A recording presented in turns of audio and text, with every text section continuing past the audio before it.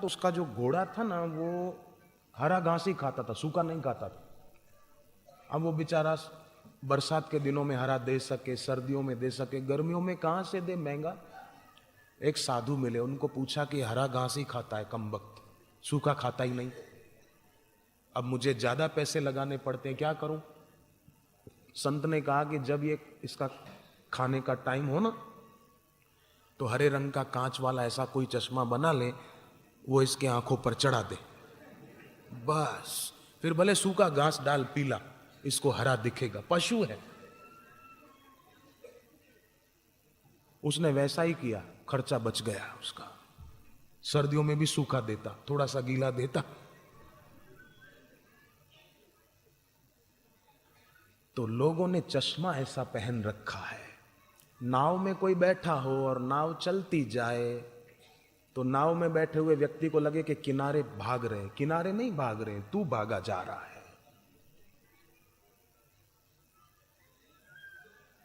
आंख पीलिया हो जाता है ना, तो आंख पीली पीली हो जाती है, पीला पीला दिखता है।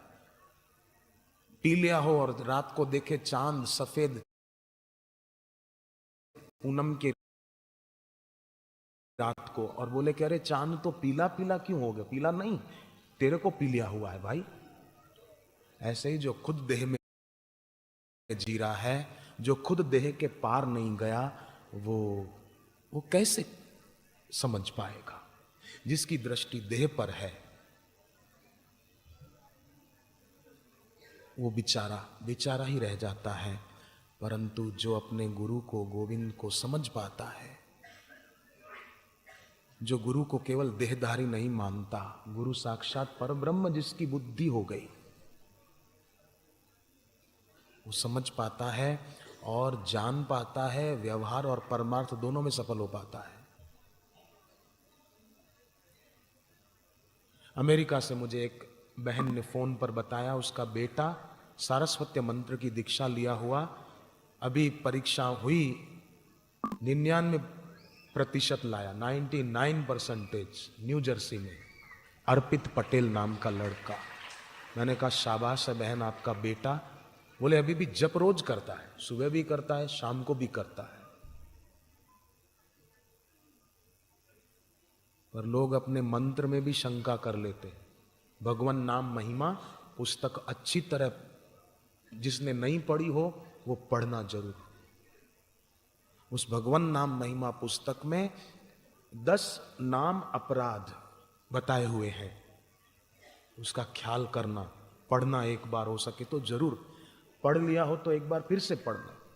और दूसरी एक बात, आपके चरणों में प्रार्थना, गुरु मंत्र माने सबसे बड़ा मंत्र। गुरु मंत्र लेने के बाद जो दोरे धागे, तावीज, ज्योतिषी, तांत्रिक इनके पास जाते हैं, वो बेचारे बहुत कमजोर मन के हैं, या यूं कहो कि उनकी श्रद्धा में दम नहीं है। आपने कथा सुनी होगी कि हनुमान जी को रावण के बेटे ने ब्रह्मास्त्र से बांध दिया था। हनुमान जी बंध गए थे ब्रह्मास्त्र का सम्मान करने की खातिर। फिर प्रसंग बड़ा है, पर मैं केवल इतना ही कहूं, फिर पूंछ में आग लगा दी गई। आग लगाने से पहले रावण के राक्षसों ने सोचा कि ये केवल एक अस्त्र ब्रह्मास्त्र से बंधे हैं, कहीं ये छूट न जाए, चलो थोड़ी दूसरी रस्सियां भी इनको लपेट दो। तो हनुमान जी को दूसरी रस्सियां बांधी। तो जब दूसरी रस्सियां बांधी तो ब्रह्मास्त्र चला गया, अलोप हो गया, क्योंकि ब्रह्मास्त्र का उन्होंने अपमान किया। ब्रह्मास्त्र से ज्यादा मजबूत दूसरी रस्सियों को समझा, तभी बांधने लगे थे ना। ब्रह्मास्त्र चला गया। हनुमान जी ने देखा अपने आप चला गया, तो अब चलो अपन भी चलते हैं। अब दूसरी रस्सियां हनुमान जी को कब तक बांध सकती थी, टूट गई और हनुमान जी ने लंका को आग लगा दी। तो जो राक्षस वृत्ति के होते हैं वो ब्रह्मास्त्र को नहीं समझ पाते, वो गुरु के मंत्र की महिमा कितनी है वो भी नहीं समझ पाते। मंत्र को, गुरु मंत्र को छोड़कर फिर ये मंत्र, उसके पास जाऊं, उसके पास जाऊं, नहीं नहीं। हनुमान जी ब्रह्मास्त्र की महिमा समझते हैं, तभी तो बंध गए थे। ऐसे ही जिनकी हनुमान जी जैसी सोच विचार है, वही गुरु मंत्र की महिमा को समझ पाते हैं और गुरु मंत्र से पूरा लाभ उठा पाते हैं। बाकी तो राक्षस है, रस्सियों को बांधते हैं कि ये कुछ, वो रस्सियां हनुमान जी को बांधेगी। मैंने कई साधकों की बातें सुनी हैं, उन पर किसी ने कुछ अगर किया भी था पहले से तो गुरु मंत्र के प्रताप से वो ठीक हो गए।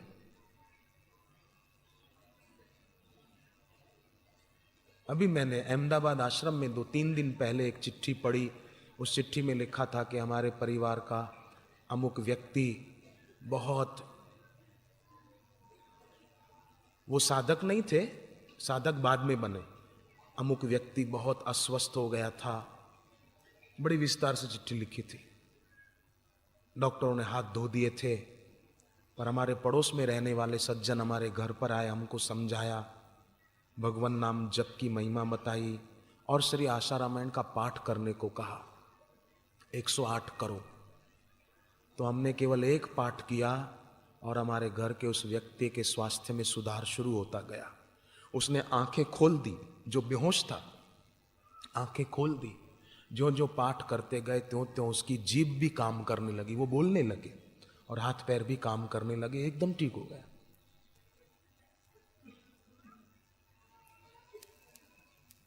कमजोर ना हो। इसलिए विवेकानंद बोलते थे, शरीर से भी मजबूत बनो, मन से, श्रद्धा से और भक्ति से भी मजबूत बनो। शरीर भी ऐसा ना हो थोड़ी हवा लगे तो उड़ जाए, कोई कुछ कहे और हमारी श्रद्धा में कमी आ जाए। एक होती है श्रद्धा, एक होता है आदर। आदर कम हो सकता है, श्रद्धा कम नहीं हो सकती। अगर श्रद्धा हो ना सच्ची तो वो कभी कम नहीं होगी, कभी टूटेगी नहीं। आदर होता है कोई गुण देखकर, परंतु ज्ञानी महापुरुष जो होते हैं ना, वो गुणों के वश नहीं होते। कभी दिखेगा तामसी क्रिया, राजसी क्रिया, सात्विक क्रिया, पर वो गुणों के वश नहीं होते, वो तो उससे पार है। केवल उनकी महिमा को समझे, माने और दृढ़ प्रीति करे और जो साधन बताया वो करे तो जरूर यह लोक सुखी परलोक सुखी, संसार के राग से मुक्त, और राग जो सब दुखों का मूल है उससे भी मुक्त। विज्ञानी सिद्ध करते हैं कि वृक्षों में जो हरियाली दिखती है वो वृक्ष में नहीं है, व्यक्ति की आंख में है। जब कोई देखने वाला नहीं होता, विज्ञानी बोलते हैं, तब वृक्ष हरे नहीं होते हैं। हम कहते कि अरे ये हरा है। जो पहाड़ी झरने ऊपर से बहते हैं नीचे की ओर, आवाज खूब होता है, खूब आवाज होता है, पर जब कोई देखने वाला सुनने वाला नहीं होता तो वहां आवाज नहीं होता है।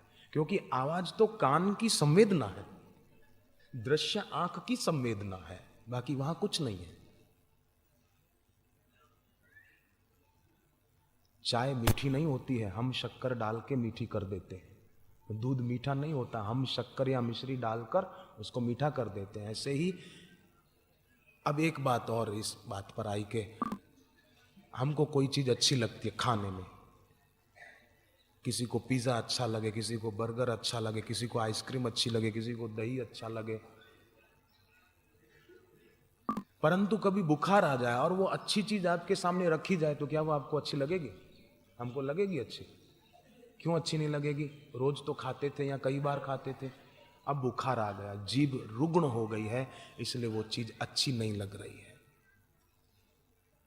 अब हो रहा है कि इसको परे हटाओ, मेरे को नहीं खाना है, अभी तबीयत खराब है। तो इससे सिद्ध हुआ हम वस्तुओं में महत्व बुद्धि रख देते हैं, सुख बुद्धि कर देते हैं कि इससे मेरे को मजा आएगा। बंदर होते हैं ना, बंदर, बंदरी,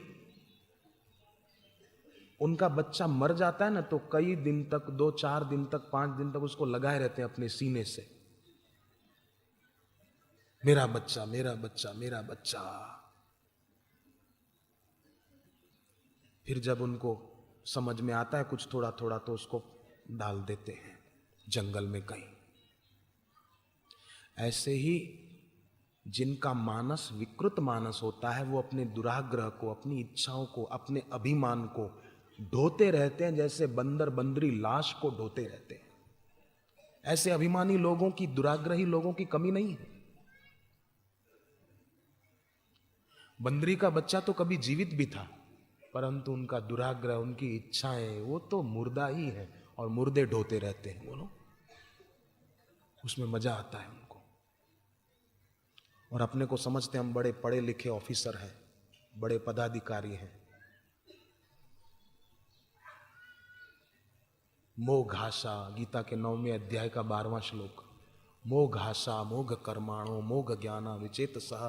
भगवान ने कहा उनका ज्ञान भी व्यर्थ है, उनकी इच्छाएं भी व्यर्थ है और उनका जीना भी व्यर्थ है, व्यर्थ है।